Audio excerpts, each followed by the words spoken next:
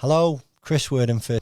I want to do a video today on how it feels to close a limited company by a voluntary liquidation. And for those of you that don't know how I know what it feels like, I'm going to take you back a good few years to when I had a business that I had to put into voluntary liquidation. It was a very, very tough time. We was involved in a sector that was prone to government changes. And pretty much overnight, the government changed the goalposts on what we were doing. The day after, we lost probably £300,000 worth of orders. We had to give back £50,000 worth of deposits. We'd have got through that. This was in the December. And a couple of weeks later, we realised my first ever introduction to insolvency was we'd been had over by a con man for £200,000 and he'd gone into liquidation. And then it hit me. We're not going to get through this. I really, really struggled because I employed family, I employed friends, my pride, I was like, wow, I'm a failure. What are people going to think of me? Struggled sleeping, and I, one of my faults is I kept going. I should have shut the door then, but the curse of the optimist, it'll turn round.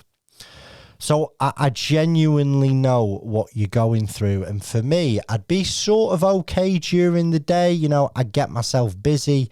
But it was when I got home of an evening and I'm sat down with my family and the phone's not going and I'm not checking my emails every 30 seconds.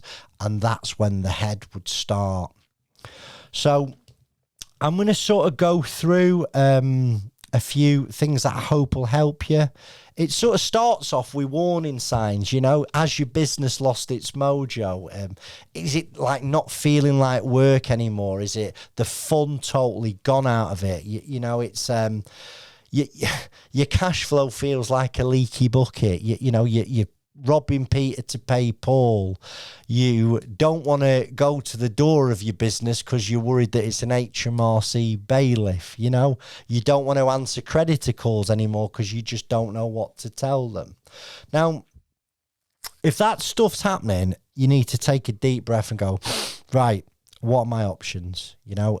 Let's have a look at best case, worst case, likely case, and take it from there. And I want to give you a little bit of comfort. You are not on your own.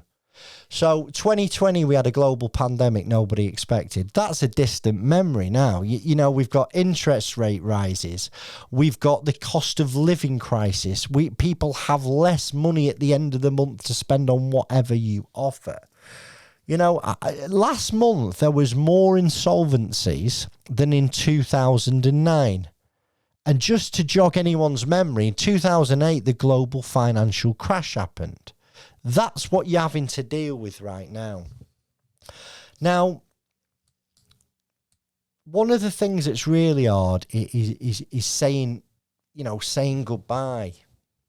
Actually accepting the fact that, my business is over. But for me, I felt sort of a mix of feelings, really, mix of emotions, relief, frightened, worry. In fact, if you got me in the morning, I was okay. And in the afternoon, I was swinging from the chandeliers, figuratively speaking. It was an absolute roller coaster of emotions. But by taking advice early, what you can do is you can sort of take an element of the worry away because you understand what's going on. You can sort of get some acceptance around the situation. And once you start to get some acceptance, I found that, that I could move on and start to, work on a solution. I found it really helpful to actually reflect on the life of the business because for me, there were lots of good times. There were lots of terrible times. There were lots of funny times, and I found that quite therapeutic. You know, it's never all bad, is it? You know, it's there were times that we had great fun, that we were flying. There was some cock-ups that were made that was just like, you look back on them and I'm smiling about it today. You know, that's where it's come for me. And remember, closing down your business, it's not always the end. You know, it's the end of that chapter, and it allows you to start a new chapter, whether it's just in life or in your business life. But once you've made the decision, you've found the right person to work with, you are then going to be have a deluge of paperwork.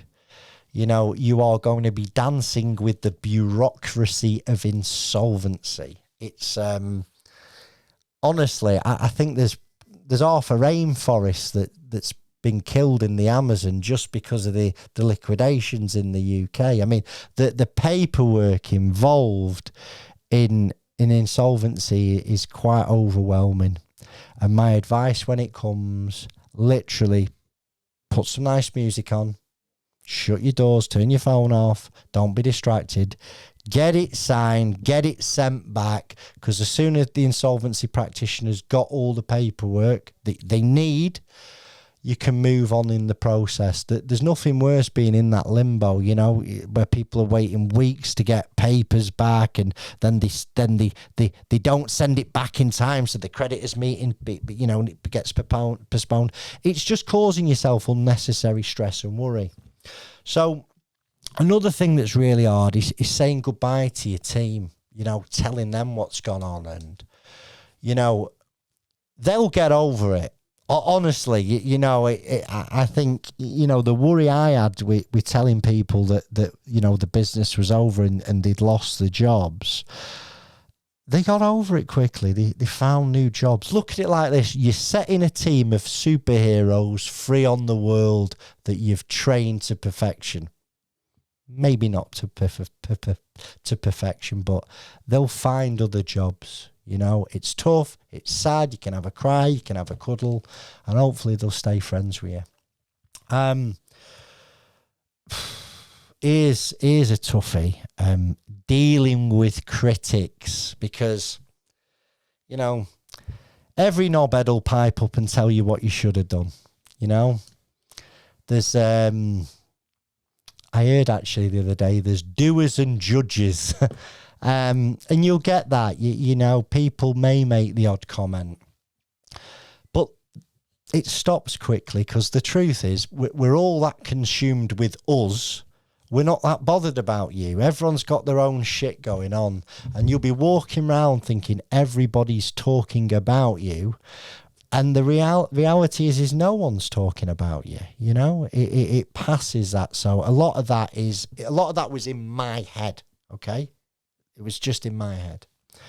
Now, the next thing is, you know, you got to embrace the next chapter. You know, what I remember something I read once, in every adversity is the seed of an equal or greater benefit. And I can only tell you from my experience, actually closing my limited company down was the best thing I ever did. Because I wouldn't be here today if I hadn't have gone through that, you know. But at the time, it just felt like the walls were closing in. But get ready to embrace your new chapter, you know. What you do next matters. You can't change what's happened, you know. No matter how shit it is for you right now, you will get through it, because insolvency is not fatal. You know, it's a business. Businesses fail from time to time. And I want to sort of sum up with these 2 points. Insolvency taught me a lot. I learned a lot of valuable lessons.